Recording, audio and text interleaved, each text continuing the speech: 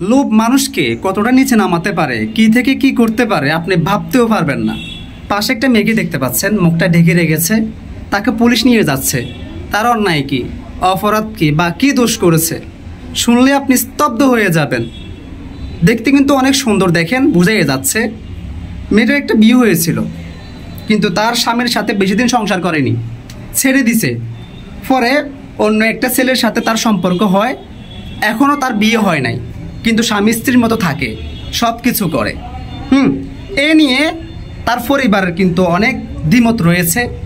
তো তার একজন দাদি আছে, দাদি, ঘটনা কিন্তু তার দাদির সাথে হয়েছে। কেন হয়েছে? শুরুতে যে বললাম লোভ। তার দাদি সব সময় কানে, গলায়, নাকে স্বর্ণালঙ্কার পরে থাকে, ঘরেতেও অনেক স্বর্ণালঙ্কার আছে। দীর্ঘদিন যাবৎ এই মেয়েটা, তার নাতনি, তার দাদির দিকে অন্য নজর দিছে, লোভনীয় নজর দিছে। অনেক প্ল্যান করেছে, কিন্তু সফল হচ্ছে না। কীভাবে এই স্বর্ণালঙ্কারগুলো সে হাতিয়ে নেবে, কোনো ক্লু খুঁজে পাচ্ছে না। ঘটনার দিন সে তার দাদির বাড়িতে বেড়াতে যায়, তার ওই প্রেমিককে নিয়ে, বর্তমানে যাকে বিয়ে করা নাই, কিন্তু স্বামী স্ত্রীর মতো বা হাজব্যান্ডের মতো চলাফেরা করতেছে, তাকে নিয়ে তার দাদির বাড়িতে বেড়াতে যায়। এবং তার দাদি তাকে জিজ্ঞাসা করতেছে, তুই প্রথম স্বামীকে কেন ছেড়ে দিলি, এবং একে তুই বিয়ে করলি না, স্বামী স্ত্রীর মতো থাকতেছিস, তাকে বোঝাচ্ছিল। একটা সময় দাদি নাতনির মধ্যে তকজক লেগে যায়, হ্যাঁ, ঝগড়া লেগে যায়। এই সুযোগটাই কিন্তু তার নাতনি খুঁজতেছিল। হ্যাঁ, তো ঝগড়া বিবাদের মাঝখানে সে দাদি তার নাতনি জামাইয়ের সাথে, যদিও বিয়ে হয় নাই, তো সে উপস্থিত নাতনি জামাইয়ের সাথে দুষ্টামি করতেছিল।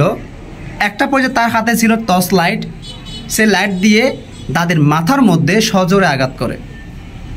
আঘাত করলে সে দাদি সেখানেই মনে করেন যে ঢলে পড়ে, এবং যে স্বর্ণালঙ্কারগুলো ছিল, মূল উদ্দেশ্য যে জিনিসগুলো ছিল, সেই জিনিসগুলো নিয়ে রাতারাতি ঢাকার দিকে রওনা দিল। কিন্তু উদ্দেশ্য আর হাসিল হয়নি, পুলিশ ধরে ফেলেছে। কি বুঝলেন? লোভ মানুষকে কতটা নিচে নামাতে পারে, লোভ মানুষকে কি কি করতে বাধ্য করে, আজকের এই ভিডিওতে কিন্তু সেটা ফুটে উঠেছে। আপন নাতনি, হ্যাঁ, সামান্য স্বর্ণালঙ্কারের লোভ সামলাতে পারেনি। না ঠিক আছে তার চরিত্র, না ঠিক আছে তার মস্তিষ্ক, না ঠিক আছে তার অন্যান্য দিকগুলো। সে দেখতে কিন্তু সুন্দর। একটা জিনিস মনে রাখবেন, চকচক করলে কিন্তু সোনা হয় না। মেয়েটাও কিন্তু দেখতে সুন্দর, কিন্তু তার উপর সুন্দর হলেও তার ভিতরটা একেবারেই সুন্দর না। হ্যাঁ, ডাস্টবিনের ময়লা থেকেও কুৎসিত। তো যাই হোক, সে এখন আটক হয়েছে। আশা করছি প্রশাসন তাকে উপযুক্ত শাস্তি দিবে।